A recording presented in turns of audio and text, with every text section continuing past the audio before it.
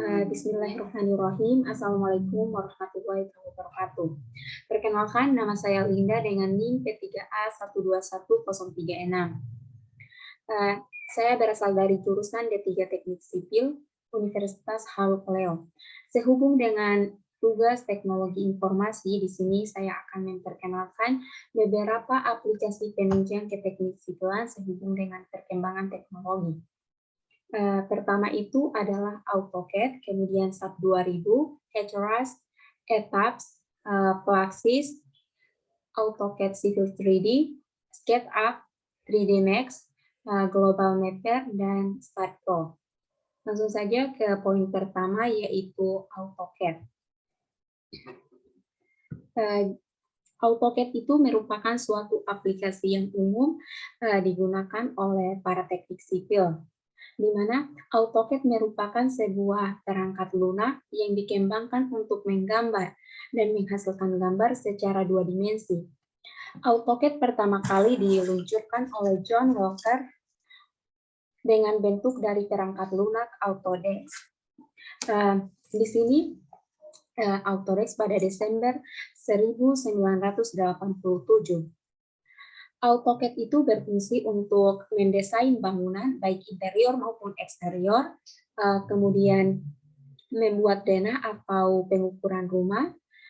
Ketiga itu dapat melihat tampilan bangunan, baik itu dari berbagai sudut pandang, dan yang terakhir itu dapat digunakan untuk mendesain berbagai objek seperti baut, kunci, palu, kursi, dan lain-lain. Lanjut ke poin kedua, yaitu SAP 2000. Jadi, SAP 2000 itu adalah sebuah software yang digunakan untuk menganalisis dan mendesain suatu struktur yang berorientasi objek dalam perencanaan struktur baja dan beton. Aplikasi ini merupakan program analisis struktur yang paling umum dengan menggunakan fleksibel, dan juga aplikasi ini struktur yang paling populer di luar. SAP 2000 memiliki fungsi untuk analisis yang cepat serta akurat, melakukan permodelan sel dengan lebih akurat, dan analisis dinamik dengan Rich dan Value, dan yang terakhir itu berfungsi untuk pembebanan yang lebih baik berupa static loading maupun yang dynamic loading.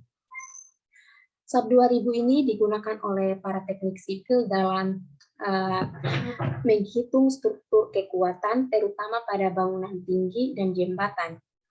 Kemudian masuk pada poin ketiga, yaitu HRAS. Jadi, HRAS ini merupakan model sistem terintegrasi yang dikembangkan dalam bentuk aplikasi yang interaktif untuk berbagai kondisi.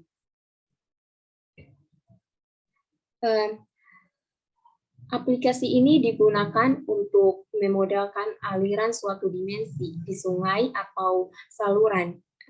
HRAS itu dibuat oleh HRAS atau River Analysis System, dibuat oleh Hydrology Engineering Center, suatu divisi di dalam Institute for Water Resources atau IWR di bawah USA Army Corps of Engineering. Fitur HRAS itu terdiri dari 4, yaitu hitungan profil muka air aliran permanen, simulasi aliran air permanen, hitungan transport sedimen, dan analisis kualitas air. Lanjut ke berikutnya, poin keempat, yaitu ETABS. ETABS merupakan alat bantu untuk sarana melakukan perhitungan struktur gedung. Program ini sangat membantu dalam proses untuk melakukan analisis pada bangunan gedung, sehingga proses perhitungan struktur itu menjadi lebih cepat dengan tingkat ketelitian yang tinggi. ETABS itu merupakan program aplikasi yang dikembangkan oleh perusahaan Software Computer and Structures Incorporated atau CSA di Berkeley, California, Amerika Serikat. Dengan menggunakan alat bantu ini, maka proses perhitungan struktur itu menjadi lebih cepat. Dan jika kita sudah menguasai aplikasi SAP 2000 ini, tentu rasanya tidak akan sulit jika tertarik ingin belajar ATAX. Kemudian lanjut ke poin kelima, yaitu Plaxis. Jadi Plaxis itu adalah program elemen untuk aplikasi geoteknik di mana digunakan untuk permodelan, digunakan untuk model-model tanah dalam melakukan simulasi terhadap perilaku dari tanah.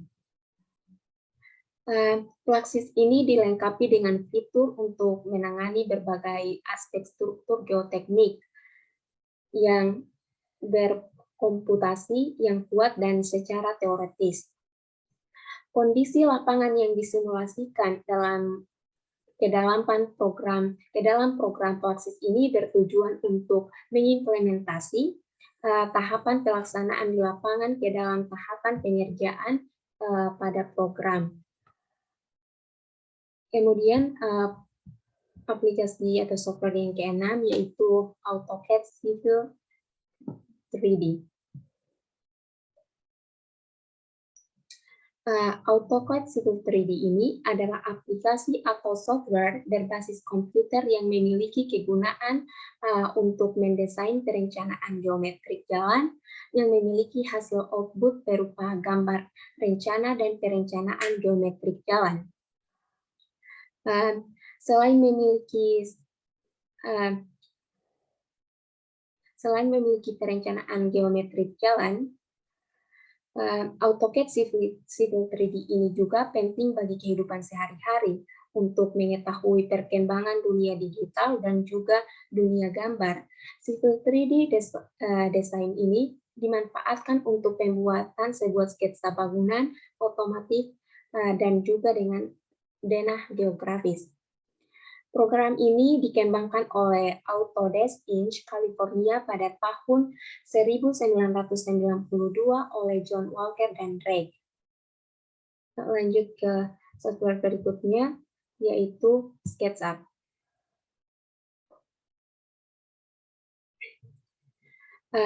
SketchUp itu sangat umum untuk mendesain suatu proyek yang membutuhkan proyeksi 3 dimensi.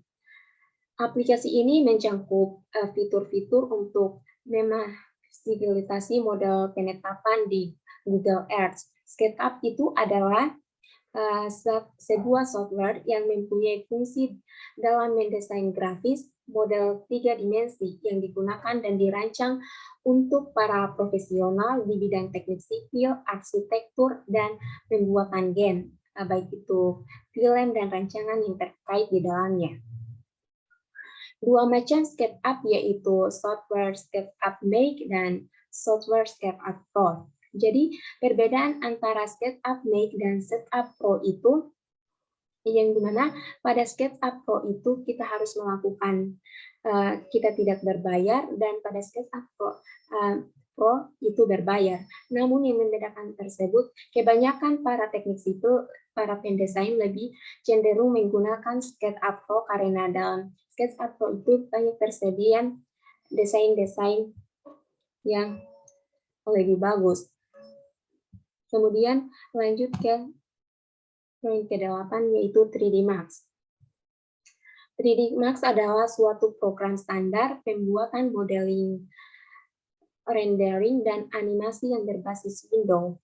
Software ini merupakan aplikasi 3 dimensi yang banyak digunakan dalam pembuatan film animasi 3 dimensi maupun finishing objek baik untuk keperluan film, iklan, arsitektur, dan kegunaan lainnya yang berhubungan dengan pembuatan objektif animatif.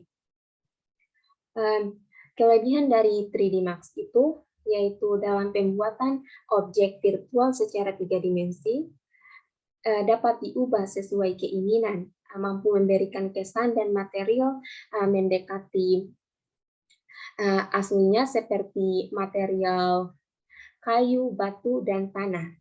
Dan 3D Max juga memiliki kelemahan, yaitu pada 3D Studio Max mungkin bagus untuk pemula dan dapat membuat karakter efisien dan cepat, tetapi memiliki beberapa kelemahan bahwa harus dipertimbangkan di mana dengan Maya 3D itu kemampuan untuk membuat karya visual dan pemecahannya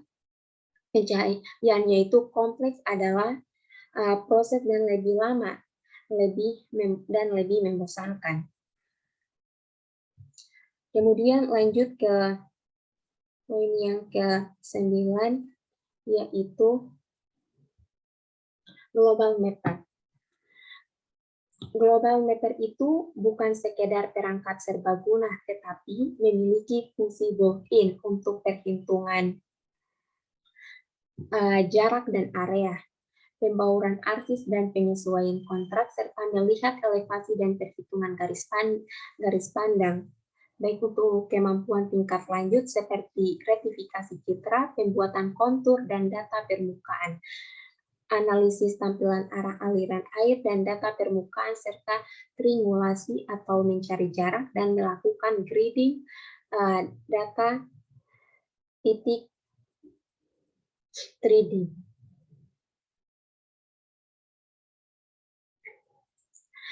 Pada Global Mapper ini juga bisa untuk mengetahui titik tertentu, seperti pada aliran sungai, bahkan tingkat aliran serta volume yang ada.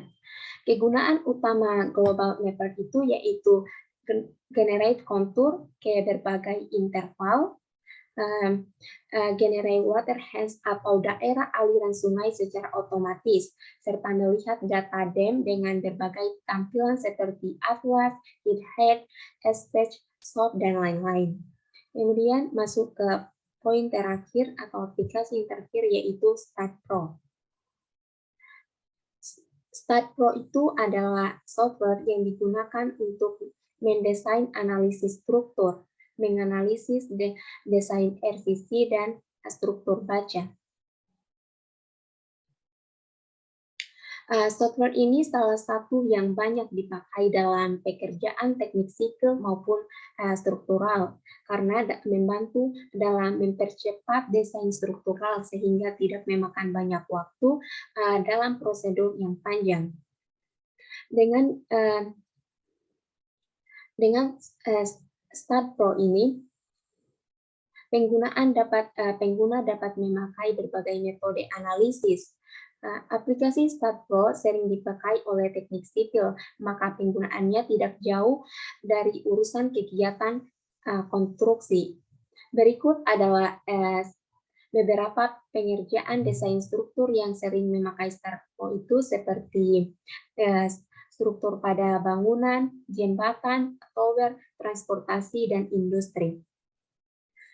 Mungkin itu saja beberapa aplikasi dalam penunjang ke teknik sipilan. Saya ucapkan terima kasih. Wassalamualaikum warahmatullahi wabarakatuh.